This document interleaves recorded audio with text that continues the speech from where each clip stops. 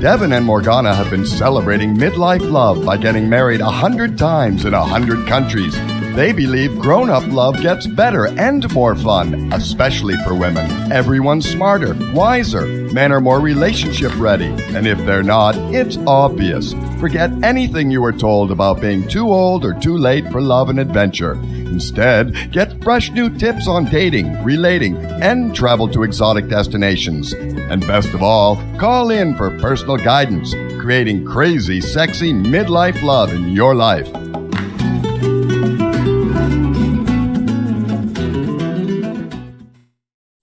Hello, welcome to Crazy Sexy Midlife Love. My name is Morgana. This is my husband, Devin. We've been married 25 times, working on 100, waiting for it to open up so that we can travel to all the places that we want to. It's kind of frustrating. We just got our second shots, yay. And now I'm like just ready to jump on a plane. And most of the countries that I'm checking out, not yet, but we can see the finish line. Well, I think Iceland just opened today, and more will just follow suit. I mean, I think across the board numbers are going down, so that's a good sign. Yeah, and if you're listening in the US, I know that a lot was closed to us, but I think as our vaccination numbers are just so good that it's going to get easier. And if you're in a rough part of the country, just stay safe, outlive this, because things are getting better. And I think that's really what today's show is about, is things are waking up. And that's exciting. I've been interviewing a lot of client candidates in the last week or two, because I've been sort of waking up and people are making plans. It's been sort of a long, cold, lonely winter, in the words of George Harrison, and here comes the sun. So that brings up the prospect of dating and going out in public and meeting people, or maybe even meeting in flesh the person that you have been Zooming with during quarantine. If you have been quarantining, a lot of us have, like, it's very nice getting to quarantine with the person that I already choose. But I was thinking about, what's it going to be like going out there now? I've been hearing from friends who are extroverts, who are feeling a little hesitant about going out in public, just because for so long they've been cloistered at home. And I think it's going to take a little bit of adjustment. I think in a way, for dating new people, going slowly is a good thing anyway. And so I kind of wanted to talk with Devin about this starting dating process, because you're talking to people who are doing that right now. And so as a woman, and even married to a man now for, oh my God, next month is our 7th anniversary. No, I think it's all right. What year is it? We got married in the 2014. And this is, yeah. We're great at numbers. And tomorrow is the 6th anniversary of our move to this house in Long Beach. So lots of anniversaries happening. But for those who are just kind of starting the process, I think I was saying, even being with Devin now since almost 9 years, men are still mysterious to me. I love hearing Devin give guys advice. I have no idea what's going on, who they are, what they say, but I can sometimes, when I'm just passing by. Right, with a glass in her hand and her ear pressed to the wall. Because it was an empty glass and I was on my way to the kitchen, I'm sure. I like to hear what you say to men. And so, well, this wasn't where I was going to start, but so I heard you talking to a guy saying something along the lines of, well, she's not girlfriend material. And that made me really curious.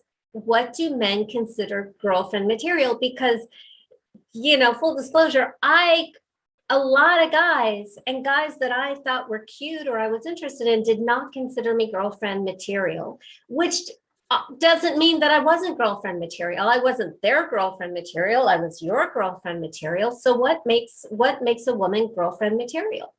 Devin? Well, not the girl that I was talking to a friend about. Uh-huh. I think, I'm going to give some real vague sort of general ideas. And the problem that he's having is that her primary focus is to collect lots of men friends. And it's not seeming that. It's not like he's seeing that because that's what he's seeing. It's that's kind of what she states. Oh, I prefer the company of men. I want to hang around with men.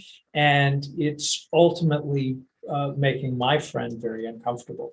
And yes, he was cooped up. And yes, she's attractive. And yes, to all those things. And really, most importantly, like there's nothing wrong inherently with a woman who wants lots of guy friends. It's not for everybody. But for him, it made him feel uncomfortable. And moreover, he found himself behaving in ways that he felt was inauthentic to himself. And I think that's part of the thing. In other words, what is it about the woman that you're looking to be with, right? And so I'm taking the long way around to getting to what is dateable versus what is not dateable. What I would argue is it's one of those things, that there's something wrong when there's something wrong. Like, that there's a thing that's wrong.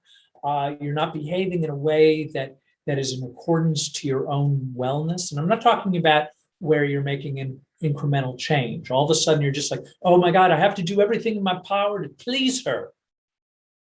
And I need to do it right now. Like I'm flipping out if I don't. That's not a good sign. It's not? No, it's a terrible sign. It's a terrible sign. And it's not necessary that the woman is doing something per se.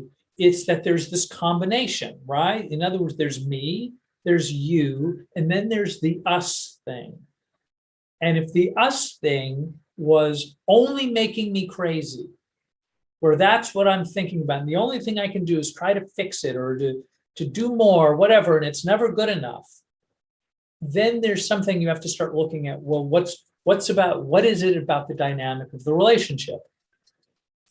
Moreover, the part of this conversation was, well, I pick this kind of a woman quite frequently. And, at some point it's like, okay, well, so what are you learning from it? What are you learning from it? In other words, if you're picking somebody that is really not a good match for you, and you keep picking them, then it's certainly not the problem of the woman, right? Maybe that, and I did, in my humble opinion, this woman in particular, I felt from hearing his side was, yeah, it sounds like she needs to do a little bit more cooking on herself and self-exploration. Well, when you say she wants to have a lot of male friends, does that mean that she doesn't actually want to be a girlfriend? By friends, is that like friends, or is that she wants to date a bunch of guys? Well, all I can listen, I'm talking about a hypothetical person because I don't know the person, right? So all I can do is kind of it's a little bit of a guessing game to kind of decide where she's at. But if I were to hazard to guess, it sounds like that she's gone through some fairly significant life changes. And it sounds like she's getting validation from men, which is its own kettle of fish, right? It wouldn't be the first time in the world that a woman sought out the company of a man in order to build her own self-esteem. And by the way, this is absolutely true in the opposite, that a guy would go out into the world looking for women to help validate themselves. And that becomes dangerous when, like, the relationship is having a challenge, because then the tendency is, instead of, okay, we're in it, it sucks, we're going to work it out, and we're going to get closer together by working through the rough spot, she can then complain about her guy to other guy friends who will be all too happy to comfort her, and that can really be dangerous. Oh, yeah, no, this is not like, so getting back to what is dateable and what's not dateable. If you get a sense that the person you're dating is really looking for validation, that's not a sign that this is a dateable person. If you're looking for a big long-term relationship, like if you just want to date and have a great time and have booty calls and stuff like that, I think you can work that out. But I would also suggest that you're probably, if somebody's looking to get validation from somebody else, there's something that's happening within them that is not validating themselves. Do you know what I mean? In other words, their own actions aren't validating, so they're looking for an external force to help fix them. And that may be fine as a temporary thing, but in terms of a, like, I want to take her home to mom, it's probably not, it's probably not the right timing. Sounds like that person needs some growing up to do, which is okay. Well, what's interesting to me is that, so for me, as the woman in the room, not like, maybe not a fair representation of every woman, but from my experience, what I was, I think my main two criteria were that I feel he's safe, so I can trust him. I can trust him with my heart. I can trust him physically to not harm me. That he's a man of his word, that he is trustworthy, that I can respect him. All of that falls under safety, is like one must have. And then the other is I have to find him attractive. You have to have both. And it sounds that it's not that different from what you're saying in your guy criteria. Well, I think the criteria is always sort of similar, right? In other words, we want to find somebody who's going to make us feel safe and supported and gives us the butterflies and all those positive things, but at the same time isn't creating a certain You're kind sure that of isn't emotional. Just gas? Well, it could be gas. Yeah. If it's me, it's probably gas.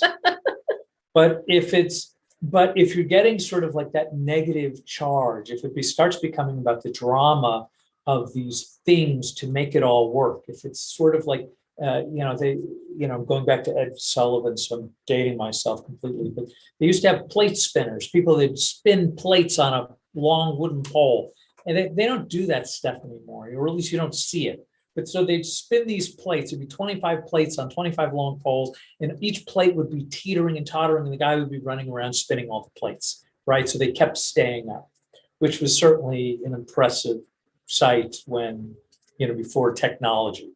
And so I think what ends up happening is the more turmoil that you are, that you're either feeding off of or being subject to, isn't sort of like the long-lasting thing. In other words, if the relationship doesn't have a measure of what's the solution here, then what is it that you're getting? Is it that you're just like feeding on the drama? I think people love that thing. That's why soap operas have been popular. Do you know what I mean? That's why we love, especially your telenovelas. Oh my God, telenovelas, no question. So if that's happening, then it's probably a sign that it's not something that you're looking for the big picture kind of love of your life. Now, the guy that I was talking to is a young guy. I don't think he's in settle down mode, but at the same time, I think at some point he's progressing towards that.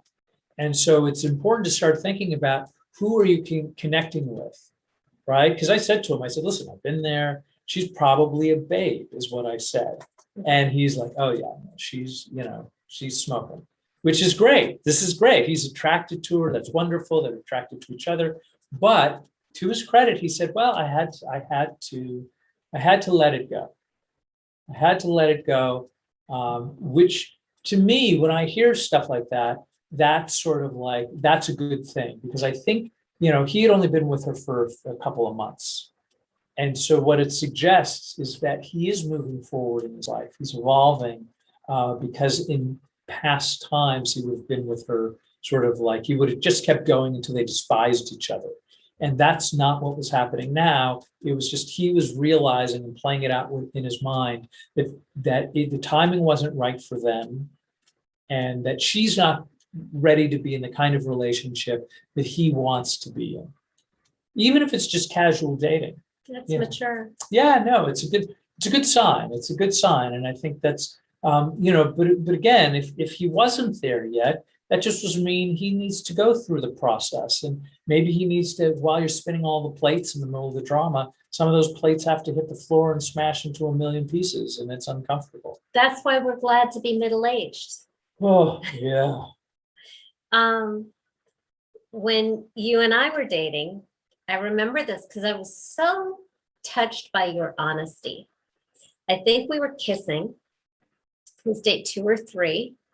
And you said something to the effect that, yes, you were trying to sleep with me, but thank you for the candor. But that you were 45 years old and you just didn't want to chase girls, like that you wanted a serious monogamous relationship. When did you shift from being the guy who wanted to date everything under the sun to it was just too much work? I don't know. The answer is I don't have a clear there, you know, I think there are certain times where we have these seminal moments in life where it's like this thing happened and now I know. I don't think that was the case. I think I was probably just, you know, I was probably just saying those words at the time, and I was being honest for sure. But I, you know, without question. Good. I don't want our relationship to be based on a lie. Right. No, but at the same time, 9 years into it. I'm not a, you know, I wasn't a saint. So I was being honest and I was being upfront with you. But I don't know if there was some sort of like, I don't know if that was the kind of thing where it was, I think I was just thinking about it. It was like, I wasn't looking to date 10 people at a time. It's work and it's expensive. It is. It's just like taking a bunch of people out on dates, spending money all the time. It's just work and time and energy. And, you know, I think the older I was getting, the less I had to just sort of like, let's just keep going. Like I had right around that time dated a bunch of different women. And they were all, you know, like maybe it was 1 date, maybe it was 4 dates, maybe it was 5 dates, but it was all sort of like more short term because I think I started figuring out earlier and earlier as well, to their credit, the women I was dating was figuring it out earlier and earlier. It's like, this is not quite the thing. This isn't the thing. Like the women that I was dating were looking for a long-term committed relationship. And I was too. I don't know if I phrased it like that, but that's really what I was after. So I was less entertained by the idea of just like, well, how many women can I fill on my dance card? Right. And so that goes to what I was talking about earlier about looking for some sort of an external validation. Right. In other words, look at me, I'm filling up my dance card, I'm dating 5 women, 1 night for every week, you know, that kind of thing. That I could look at my calendar. I'm a rock star. How cool am I? And so that on some level feels, you know, there's a little bravado. Ooh, look at me. And I've done that. But the big picture thing is that's not what the goal was. The goal was not this thing to give me an attaboy moment. It was much more like, okay, what's the bigger picture here? So as the world is waking up and we're looking at getting to meet in person safely for the first time in a long time, more people getting vaccinated, more people, you know, just getting out of the house. We're seeing that coming safely. Maybe you've, you know, been corresponding for a long time. And maybe you're just feeling the energy shift, because I also feel like there's, you know, an energy shift around. It's what I'm hearing. So people are going to start going out. And if you're listening we would love you to call in and tell us where you are in this spectrum of in a relationship, wanting to get into a relationship, starting to socialize again. The number is 888-627-6008. We want to find out what's cooking in your love life. And if you have any questions about the mysteries of the opposite sex, because even living with one, they're not us or your own sex. It really doesn't matter. Humans are humans, quirky as we are. The number is 888-627-6008, and our producer will be standing by to take calls. And in the meanwhile, we're going to be talking about this thing called dating. So I'm still curious about guys. So when you have a guy that you're working with call you and he's starting to like somebody, what do you say to him? It's such a big question, because most of the stuff that we discuss it's individual, right? It's not merely like a one size fits all kind of situation. I think we forgot to lock up the cats. Yeah, no. Right. We have a cat that's just upset and annoyed. And Your cat. no, that's not mine's Really? right there. Oh my Mine's goodness. right there. It's doing mine. Nothing. That's right. It is yours. Just to be clear. Separation anxiety. He's such a failure as a feral cat. He's a failure as a cat. No, he's a wonderful cat. He's adorable. What were we talking about before we were interrupted by a house cat? By the way, that you had two cats was a very good sign, because I knew that you were cat friendly. Yeah. So what do you tell a guy who calls you and oh my God, I really like this person? I said, well, what do you like about them?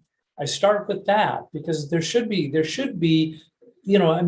sometimes I think lists are overly simplistic, but lists are also an easy way to kind of articulate what's the thing, right? What's the thing? What's happening here, right? Sure, she's cute or she's whatever, right? Here's the list of the thing. She's kind, she's funny, she's got a good sense of humor, right? So we get those words out, but if you start pushing somebody, you start getting at bigger ideas, right? We can all say that, oh, what do you like? Oh, I like tall, dark, and handsome. Great, tall, dark, and handsome is great.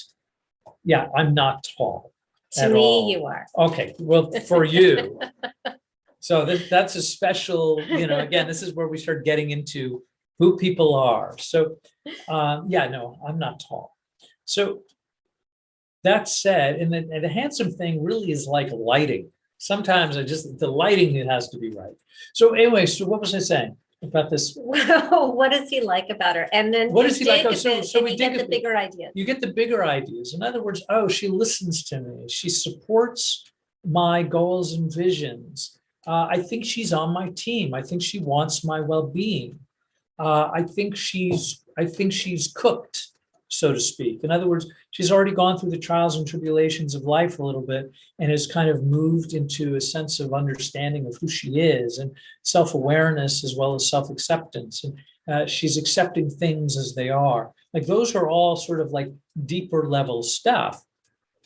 And so when somebody says to me, I'm talking to a client or something, and the guy starts talking about those sorts of issues, it tells me two things. It tells me, one, that the person that he's picking is actually, like on the right course. Yes, and this is upsetting to the cat who has none of these qualities. And then it's also telling me that the guy is starting to pay attention to these deeper level things, which is important. You know what I mean? In other words, they're starting to think in terms of what does a real relationship look like versus she's just really attractive, right? And there's nothing wrong with being attractive. It's nothing wrong with being attracted to people who are attractive. But if that's all that there is in the relationship, if that's all you can kind of point at and look to, then there's probably more work to be done. It doesn't mean that ultimately that person couldn't be a great partner, but it just means that the relationship needs to hit deeper levels before it can be taken more seriously. So I start with that. I talk about what is it that they want from the relationship, or what do they think they can get from the relationship, as well as what do they think they can give to the relationship. In other words, great. In other words, you've got terrific. You've got tall, dark, and handsome. Wonderful. Big thumbs up. We love that. So what are you going to do in order to keep tall, dark, and handsome happy within the relationship? Because it isn't, right? You're getting tall, dark, handsome. Great. We love that. What are you going to be providing so that tall, dark, and handsome feels loved, supported, needed, appreciated, all those kinds of things, so that they can have a meaningful long-term relationship? Well, I think just to even answer that reveals a lot about whether the person, male or female, is just kind of in it for the druggy, erotic excitement and the attention and all this superficial stuff, how he makes me feel. He likes me. And then everybody is so smart and cute when you're like under the drugs of crushing on somebody. And it's when you start to really find out who the person is and you find out the values. I think it feels different from my experience of a woman, because I was I think way too willing to be his cheerleader and kind of mold myself to be what he needed. And I always liked those deep conversations anyway. And I think I was just too willing to commit to potential over what the person really was. And loving potential is not really love.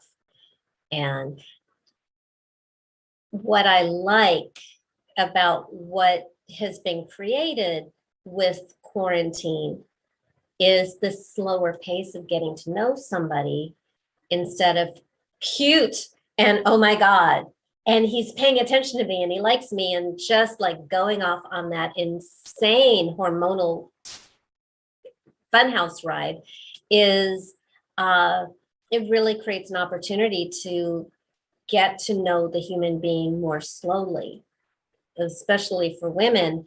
There's a lot of value to going slowly, because things like gazing into each other's eyes and hugging each other, and then when you get to orgasm, holy hell, that I think it's oxytocin just dumps into our bloodstream, and it's magnified by our estrogen, and our critical thinking capacity is just like gone to Bermuda, and will get back to us someday in 18 months to 2 years. So getting to know the person slowly and finding compatibility more slowly, I think gives you a safer landing place for when you add the hormonal cocktail mix, if that makes any sense. I think we as women just have to know that about ourselves and be careful. And it's not any kind of religious, judgy, sex is like immoral kind of perspective. I'm just like, from just choosing compatibility, I think for women, it helps us go slower. Men have a different experience, because when they're with us, their testosterone diminishes the oxytocin and the bonding in their bloodstream, especially after sex. So we're designed to want to glom onto who it is, even if we don't like him. And he doesn't have that experience. He has more of it in the pursuit of us. So we just want to take advantage of social distancing and go slow and check for values compatibility and dreams. Like, what our lives are going to look like, our dreams for life, do they look similar? Some people don't like to travel, really, really, really. I wanted a traveler. I got a traveler. It would have been really sad if either one of us paired up with somebody who didn't love to travel, and probably fewer weddings. So go slow. Oh, there's the cat, the separation anxiety cat. And then make your own rules. Now that I've given you a shopping list of rules. Yeah, it's a lot of rules. Sorry. No, I mean, it's fine. I think the pandemic has been a long opportunity for people to be self-reflective. Mm-hmm. But that doesn't mean that's what they did. You mean they binge watched Netflix instead? No, I think people did what they did. I think some people, locked down, some other people didn't. Yeah. And I think some people looked at this as like, wow, we have these social issues and things that we need to focus our attention on. And other people didn't. Some people did what they did. And I don't know what's right or wrong. I think it would be easy to say, well, but you should have. I don't know what they should have done. I think people get to go out and have their lives. And I think there's, I've spoken to some guys who are just like, I'm dating. And they found women who are like, meet me in person. I'm not worried about a mask. I'm going to go out. We're going to go do whatever, right? We're going to go have an ice cream cone, right? And I think everybody's sort of like on their own personal journey. I think self-reflection saves us a lot of grief. I think it's a lot of grief, but what if you weren't ready, but the pandemic showed up? Not ready for what? Any of it. They're not ready for the social introspection, right? Because they're young or they didn't care or whatever. I'm just saying, my point is, stuff happens whether you're ready or not. Oh, and I'm in agreement with that. Even for that doesn't mean you have to go along with it. And I know people who don't believe in it, who are going to super spreader events and but I'm not worried about that part. I'm just saying people are where they're at any given time. And sometimes they're dating and sometimes they're not dating. The point is everybody is having their own experience and their own belief system and their own response to what's going on. But I don't think anybody, we have to remember to lock up the cats in the future. I don't know if it's not my cat.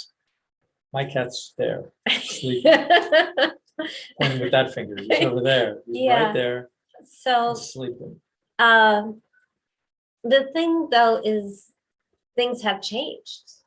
No matter how you responded to it. I was just talking to a friend in Northern California, and all of her hangouts, her favorite restaurants, her favorite bars, her nail salon, just her daily rituals before the pandemic. She's like going out now that she's vaccinated to see maybe she'll get her nails done or get a massage or have a drink or go eat, and they're all closed. And that's really, really hard. It's been just a lot of endings. It feels like just a huge transition. And I just always think that where there's death, there's new life too. And we just have to look for the new life. And the things that may look dead may come back. That's, what did I learn during my pandemic vacation? I learned how to garden. And I learned that things can make an extremely convincing show of being dead and then come back to life. Like, not dead people, obviously, but areas of our life that looked like they went underground and things that we love that may appear to not be flourishing or present. New life comes up. And that's what I'm really looking forward to now. That's why we're talking about dating, because I think that's going to wake up. I just before the show came across an article, someone talking about believing that the end of the pandemic is hearkening like this new period of eros, of just like wanting to touch, wanting to have physical presence. And I do believe that's true. I know that when cultures, when societies are in crisis, maybe it's something in our DNA and our evolution that humans want to procreate. When we had the economic crash in 2008, people were turning to dating, like the dating apps and the dating coaches and the matchmakers were seeing a boom year like they'd never seen before. Because when people are feeling insecure, they want to pair up, and we want to feel life. We want to feel the security of love, and we want to celebrate life, especially when life is precious and we see how fleeting it is. We want to celebrate life, and what better way is there than kissing and rubbing bodies and making love and falling in love. And I think that, that's what's calling now, or calling soon. So Devin, what would be your advice going out there? It depends what somebody wants. You know what I mean? Like what's somebody's goal? I mean, there's people right now who are just really looking probably to have a great time. Mm-hmm. They're not looking for a long-term romantic partner. And my suggestion is have a great time. Be safe. Find somebody who's like-minded and enjoy yourself.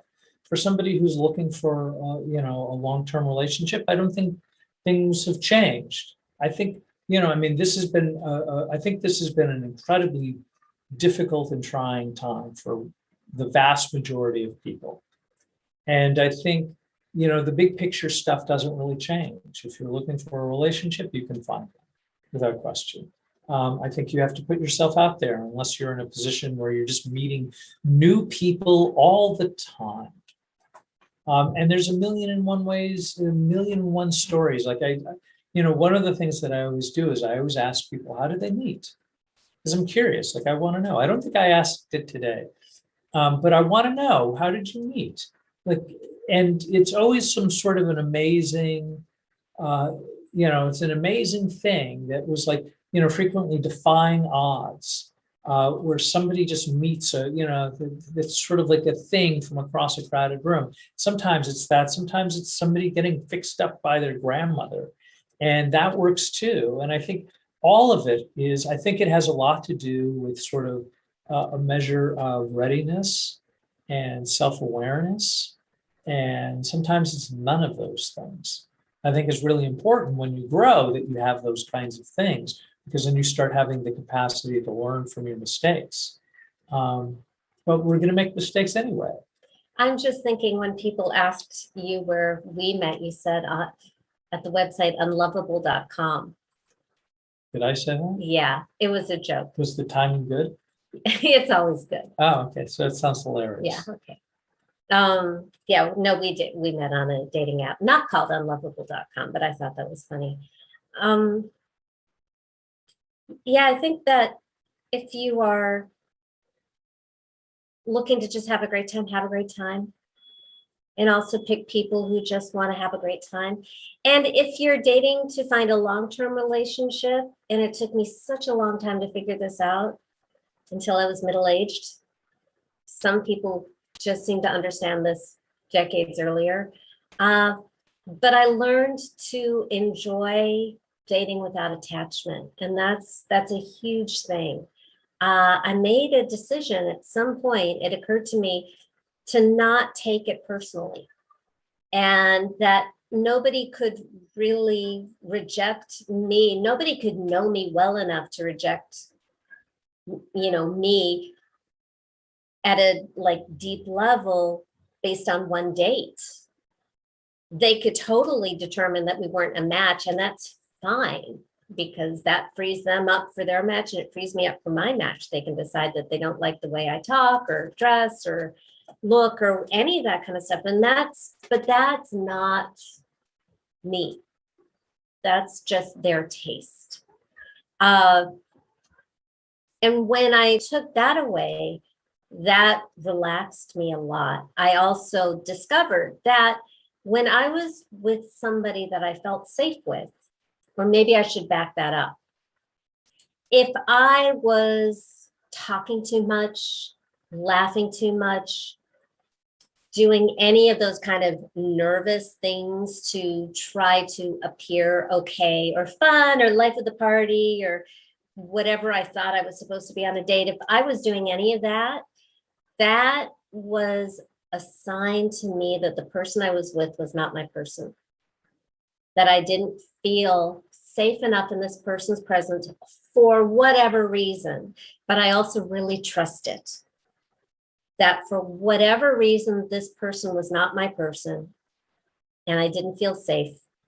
And it wasn't that I am inherently a blabby chattermouth laughaholic. It's that I wasn't feeling safe to be myself with that person, and that is not my match. One of the things that I really noticed when I had my first date with Devin was that I did not feel any need, any impulse whatsoever to impress him. And it wasn't that I didn't find him attractive or I didn't respect him. I actually thought he was really cute and I really liked our conversation. I just felt comfortable. And that went in the plus column. So especially women, because I think we're very often sensitive to things, undercurrents that we may not consciously know what they are. If you are not being yourself, if you're not relaxed, if you're feeling judged or worried about being judged, then just let it go. That's not your person. And I hear, I think we heard this in a conversation earlier today. When we were talking to a guy, what made his wife different? And it wasn't that she had any magical power, or it actually is really cute, and we'll save that for that episode. But in the end, he said something about, to the point of being with her made him a better man. And I think that's ultimately the purpose of love and of pairing and of relationship and of committing, is that even though we drive each other crazy and I bring 4 noisy cats to the relationship. By the way, if you're listening to this, I'm shaking my head like in disdain over cats. Oh my God. Please go on. This cat is having an absolute meltdown, poor thing. I don't know why he's so upset, but that even when we make each other crazy, and that we still make each other better. Maybe just by working through it, just by tolerating the stuff that challenges us. I think, we're together because we want to be what the other person needs. We want to be better people.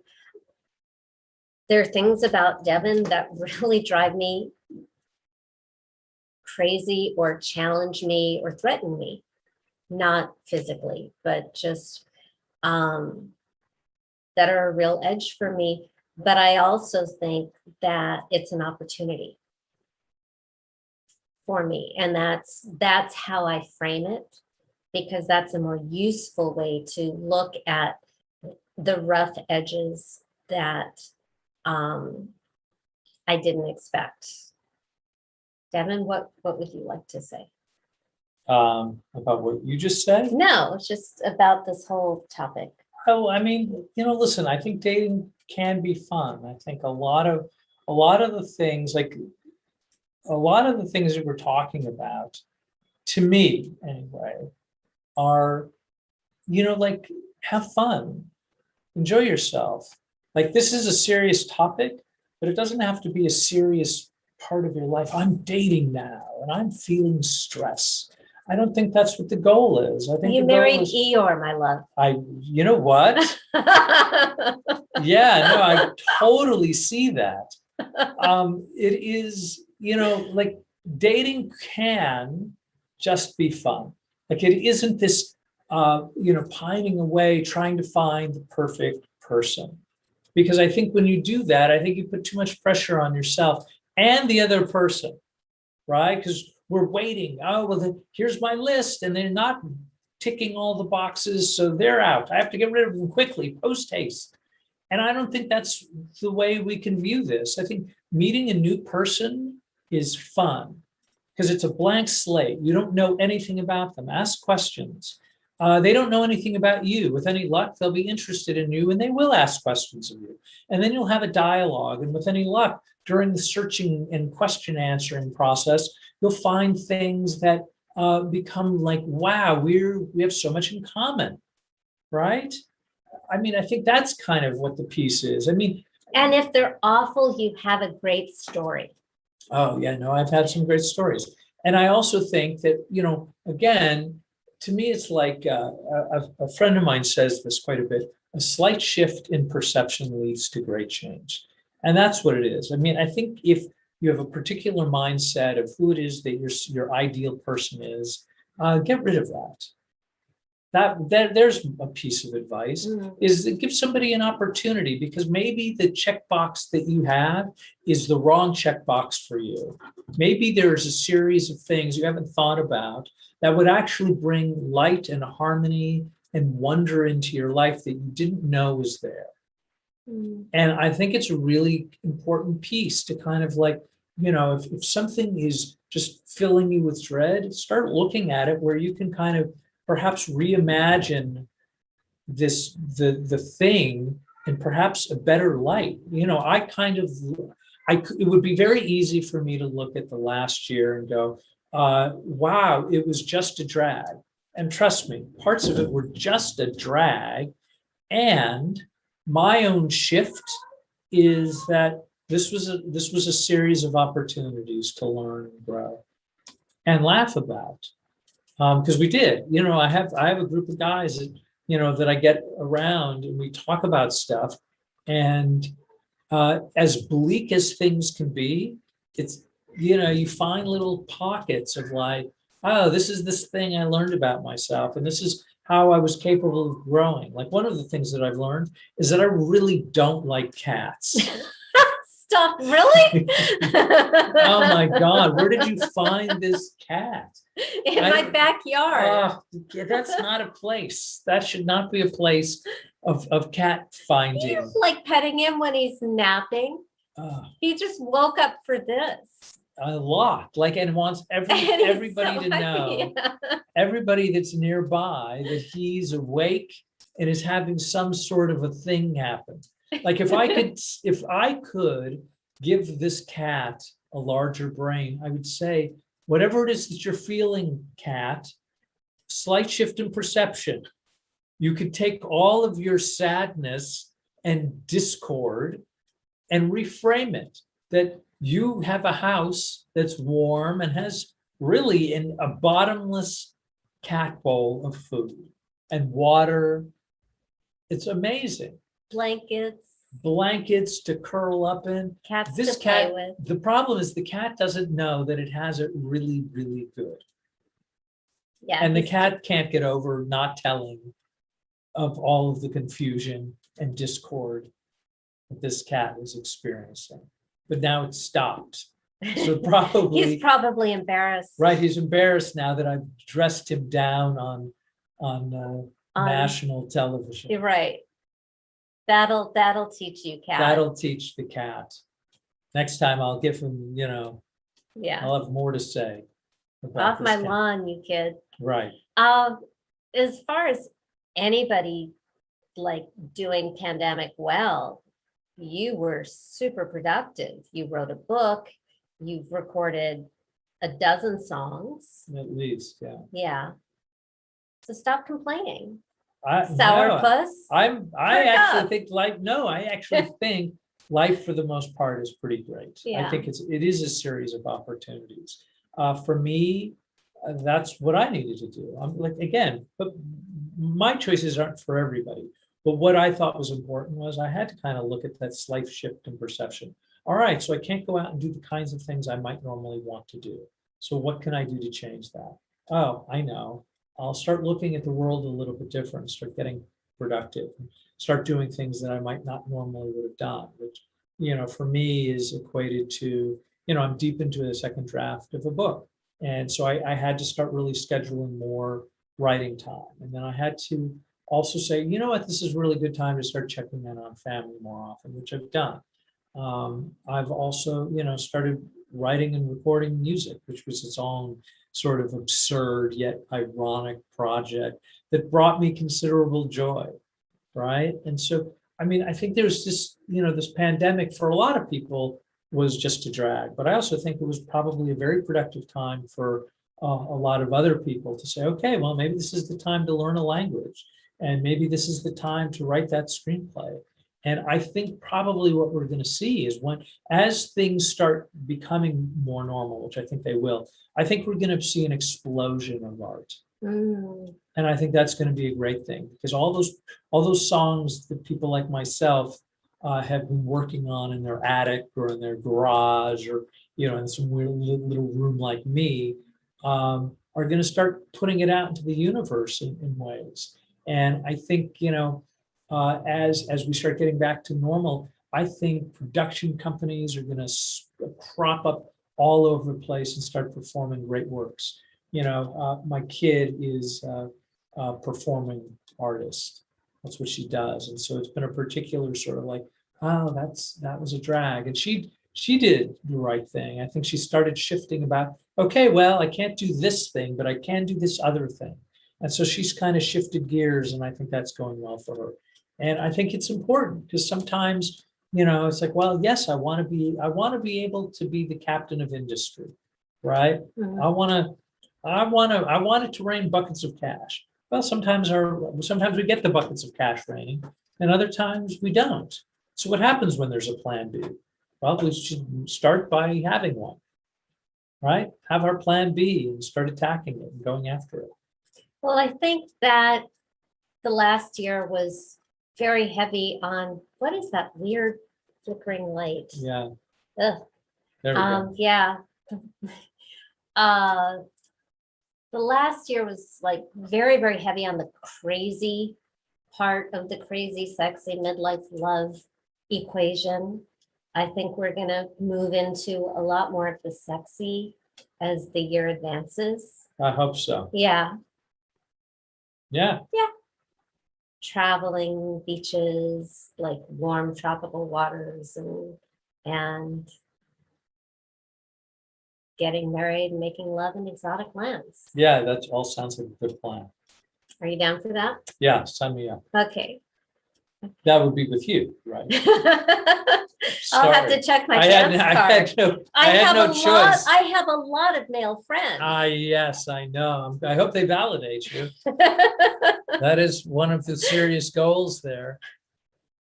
Yeah. So what else do we need to do? I can pencil you in. Yeah. So we've got some new people coming in. We have some new interviews coming up, which is going to be fun.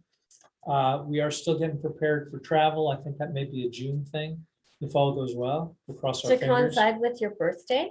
Coincide. Oh, another year. What is 55 signifying in gematria? In gematria? Oh, I don't know off the top of my head. I married you because you're a gematria computer. No, but I'm not. Well, you've. I mean, we could say pulled the wool over my eyes. Go ahead. No, I mean so gematria is sort of like the numerology of the Hebrew language, or of the language of the Bible, right? Sort of ancient Hebrew and Aramaic, and they're both sort of the same letter structure, although a slightly different language. And each one of the letters equates to a numerical value. So what that means is every single word in the Bible also has a numerical equivalent to it. And so a lot of people have spent, not a lot of people, but there's been a fair share of people that have been really capable of putting it all together and seeing how these numbers equate. So when Morgana says, oh, 55, what does that mean? She's really talking about, well, what does that mean? In other words, are there certain words that total 55? And I can't think of any 55s off of the top of my head. It's the numerical value of noon and hay. Hay is equivalent to the number 5 and signifies life as breath and all kinds of 5 things like sort of like an equal armed pentagram, which is sort of like the spiral of life. It gets into very heady topics. Speaking of numbers, I think we have about 30 seconds. Right. So we ran out of time in my desperate attempt I asked to explain. the most interesting thing. Right. I will look up 55 before and we'll get back to you on that. Explain what 55 is. So this is Crazy Sexy Midlife Love, a little heavy on the crazy, moving into more sexy as the year goes on. And we have some guests next week who will blow your socks off, just like pure poetry and inspiration, and they are adorable and wise and fun. So join us next week on Crazy Sexy Midlife Love, 5 p.m. Pacific time every week. And go to crazysexymidlifelove.com and download Devon's ebook, Women Are Smarter Than Men, and Other Secrets Marriage-Minded Women Need to Know. And join our Crazy Sexy Midlife Love family, and we will see you next week. Mwah.